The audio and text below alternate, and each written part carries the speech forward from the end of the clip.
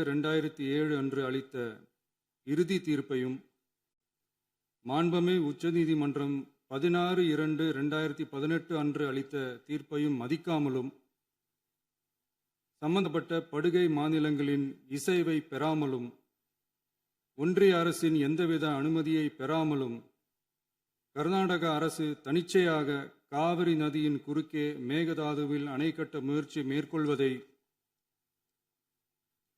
எந்த வகையிலும் ஏற்றுக்கொள்ள முடியாது என்பதால் கர்நாடக அரசின் இச்செயலுக்கு தனது கடும் எதிர்ப்பை இப்பேரவை தெரிவித்துக் கொள்கிறது.